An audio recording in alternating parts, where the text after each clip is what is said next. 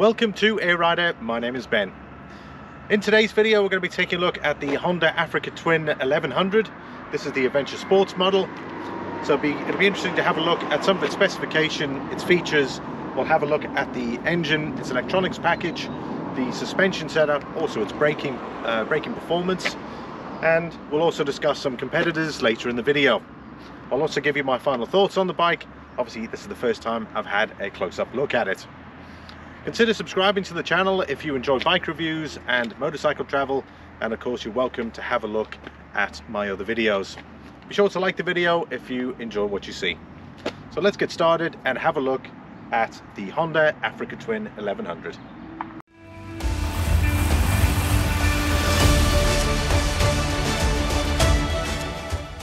First impressions of the bike. Well, I'll tell you what, I love the styling on this. I like the color choice. This for me is the color I would go with if I was looking at a Honda Africa Twin.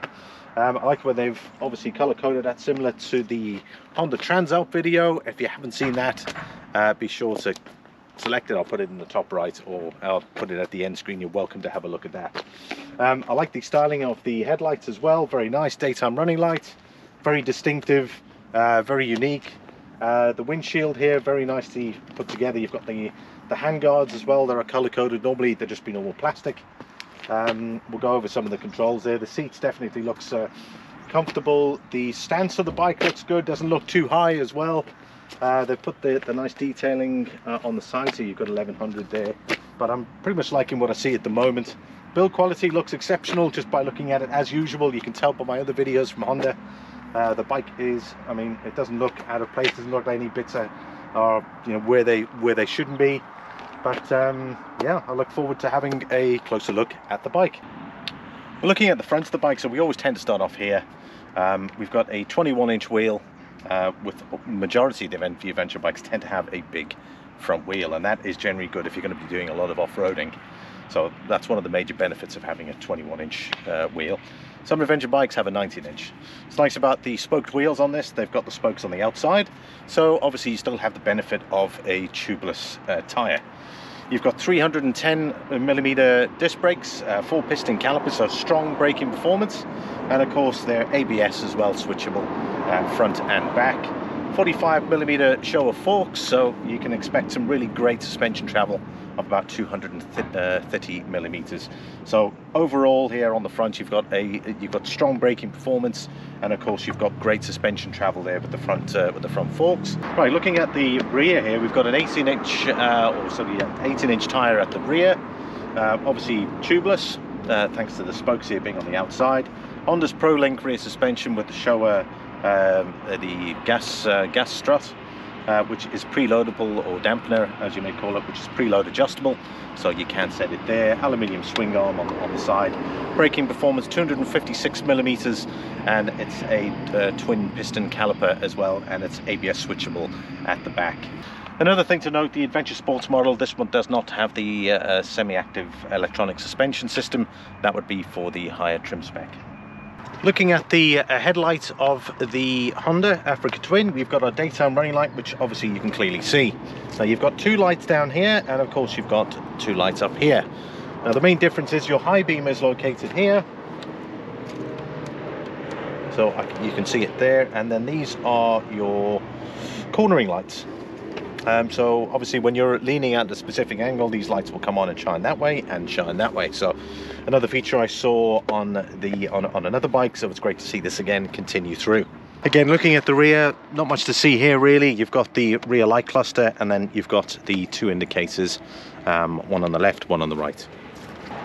Right, we look at the heart of the Africa Twin, and that is its engine. It's a parallel twin, Unicam, develops 100 brake horsepower. It's about 75 kilowatts for those that use kilowatts, and you're looking at 105 newton meters, a very strong torque range, and it's about 7,500 RPM for the brake horsepower, and you're looking about 6,250 for the torque. So good, decent torque rating on this, so expect excellent acceleration when on the Honda Africa Twin, and that is mated with a 6-speed manual clutch on this particular variant. There is a DCT version available as well. I'll go over the pricing later in the video. Fuel consumption rating, I believe it's about 20 k's per litre, which I think is pretty good for this sort of size bike. Fuel capacity at the top here, great. It's just over 24 litres capacity, which I think is just fantastic for that sort of size fuel tank. So expect good long-range touring ability with something like this. Let's get the bike started now. Just put the ignition on there. Straight away we've got our ignition start switch.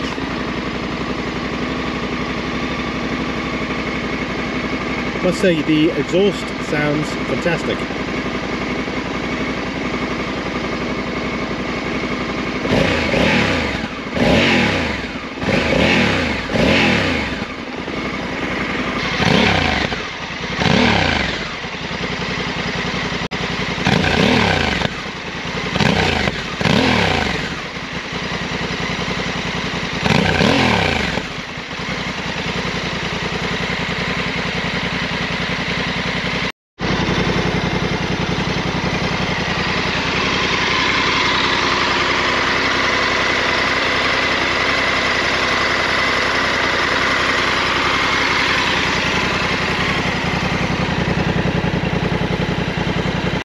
Right, we're going to check out the seating position and see what it's like.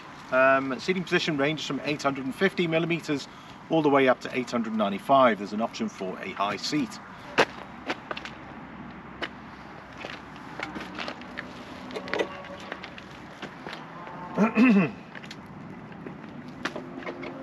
Okay, straight away, it's definitely much lower than my bike being about 890mm. So this definitely feels like 850, I'd say more so. The reason why I'm saying that is, of course, I can easily put my feet on level ground. So, you know, this is feeling pretty good, nice and comfortable. The seat in that feels pretty good. I suppose time would tell. If there's any that have an Africa Twin, please, I'd really appreciate it. Drop a comment down below, let me know what the comfort level is going to be like. I will be riding this bike. I know there's a lot of people there, why aren't I doing test rides? I've got some great news, is that I will be doing some test ride videos next year, 2024, but I'm going to go into more detail about that later on. So comfort level feels pretty good, and there's a great seat there for your pillion rider. By the looks of it, I'd say very, very cushy, but I think overall feels great to me. Another thing to note about the Africa Twin is weight. 238 kilograms, which I think is outstanding for this sort of level of bike. I've seen some mid-range bikes that are heavier than that, and that's probably down to its lightweight chassis. They've obviously shaved off weight wherever possible, and that includes the rear subframe. It's an aluminium bolt-on rear subframe as well, so they've obviously reduced the amount of weight on the back, and I'd say that's definitely going to help and balance out the bike, you know, with regards to its handling. Well, we're going to get into the electronic aids that are available on the Honda Africa Twin. First of all, there are 4 distinct ride modes. You've got gravel, off-road, urban and tour. There are also 2 additional user customization modes, which basically means that you can fully adjust the setting how you wish, which is great, and especially when there's 2 of them. So just in case there's 2 people using the bike, you might have your partner might be interested in riding. Obviously they can adapt the bike however they want. Just one thing to note, this isn't the electronic suspension model, that is a higher trim spec, so obviously it won't have any effect on the suspension, but obviously the ride modes are there, you can adjust them accordingly. So it's great to have those 2 modes, the customization modes. Another thing, it's got a wheelie mode as well, if that's your thing. It's also got HTC, that's obviously the torque control by Honda, which is great. So when it detects that you're losing traction, it will automatically reduce the torque going to the rear wheel. So again, you've got that extra bit of confidence that should anything arise where you lose a bit of traction on the back, the electronic aids are there. You've obviously got ABS, yeah, your stability control is there as well. So the bike is effectively packed with everything that you're going to need,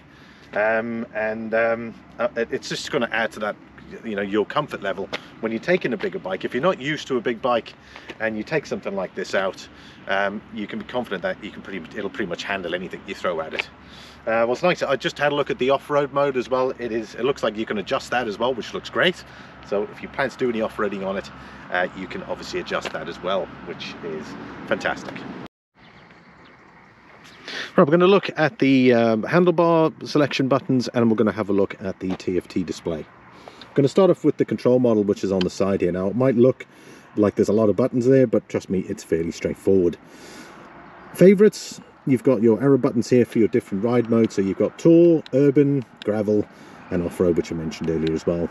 User mode, so if you prefer having the RPM, or if you prefer that sort of display, you can customize those options there, which is great.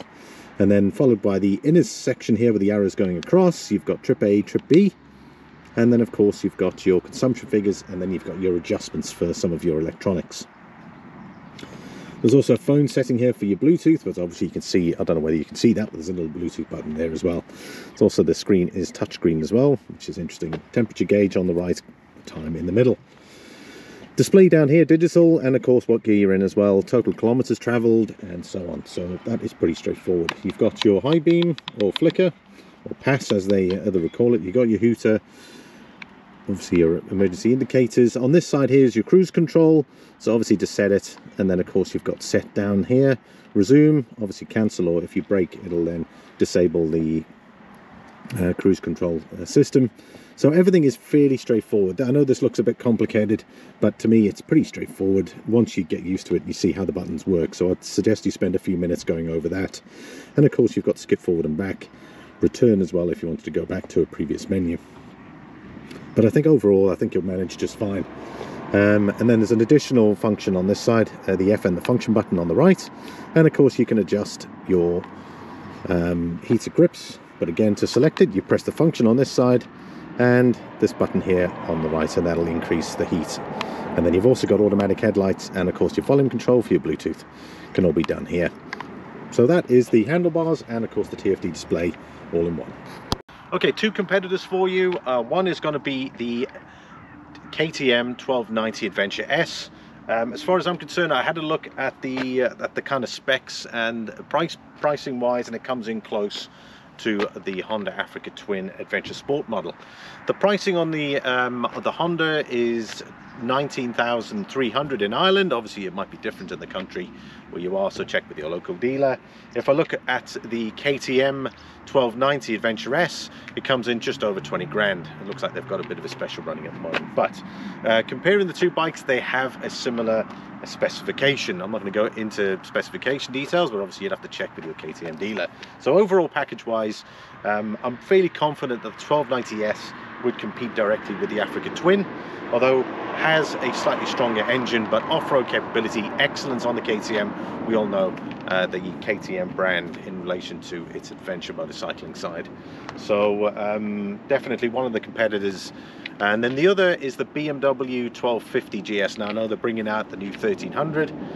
However, I think from a pricing perspective, just over 21 grand.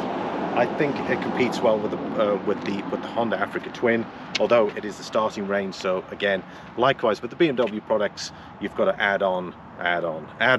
So another thing to consider in relation to it, the Honda's very well spec'd. But obviously the strong points on the BMW, very strong engine. I think it's about 140 brake horsepower. So you know, it would all depend on whichever brand you prefer going with, because both of them, the KTM and the BMW, are really strong competitors when it comes to the Honda. However, the Honda, the Africa Twin, is exceptionally well packaged for what you get. Again, you don't have to add anything to it. You can just choose if you want the electronic suspension version, or obviously the manual or automatic. So, you know, those are your options really. So, you know, the bike is very well put together in relation to its competitors, but those would be the ones I would say compete with the Honda Africa Twin. Right, we come to the final thoughts on the bike. Obviously, having had a closer look at the Honda Africa Twin, I must say the package and the pricing value on it is very good, particularly if you are looking at spending that sort of money. This is the entry-level Adventure Sports, which is the manual clutch transmission version, but comes with a lot of kit. You've got the ride modes. It hasn't got obviously the electronic suspension, but it has got cruise control. That's a lot of the things. If I look at the comments of previous bikes I've had a look at, cruise control tends to be one of the sticky points when people want a modern bike. You've got the ride modes, you've got the cruise control, you've got strong suspension performance on both the front and the rear. You've got that touring capability. The braking performance is exceptional. Likewise with the rider's aids, the ABS, the traction control, the torque control, again, which obviously some of them you can change with the screen here. You've got integrated Apple CarPlay, Bluetooth connection as well for phone calls, and of course when you can listen to music as well, so when you are doing those long rides they don't feel as long as they normally would be. The bike height is very good, comfort level excellent. The LED lighting system, I'm a big fan of LED headlamps, again exceptional here with the cornering light functionality as well. It's a bike you won't be disappointed in. You know, there isn't a lot to detract from it. Engine's great, you know, as I said, it's 100 horsepower. In relation to its competitors, yeah, it'll be down on power, but from a pricing perspective that it comes in at, I think it really does offer a really good, well packaged, high quality bike at a price range that you'd be fairly comfortable with. So yeah, that's my final thoughts on the bike. You know, if we talk about engine performance and engine fuel consumption and the fuel tank having an exceptional range for your touring capability, you know, there's no reason why this bike shouldn't be on your shopping list if you're looking for this price range of bike. Special thanks to Tig and his team here at Morans Bike Shop. If you are in the market for a Honda, a new Honda or used Honda, definitely consider giving the team here a call. I'll put the details in the description. They're currently based in Drumshanbo and County Leitrim in Ireland. So obviously if you're in the country and you're looking at a Honda, Morans Bike Shop, definitely be sure to check them out. Right, that brings the video to an end. Thank you all very much for taking the time to watch this video. Again, I'm not sure how many more videos we got till Christmas time, but here we go. I'm delighted to have seen this bike, and I hope you've enjoyed the video. Don't forget to give it a thumbs up, leave a comment down below. I look forward to reading your comments, and check out my other channel stuff. You never know, you might be interested in motorcycle traveling in Ireland, and of course some of my other bike reviews. And be sure to check out the Honda Transalp video I did. So thanks for watching, and I'll see you all in the next video. Have a great weekend. Bye for now.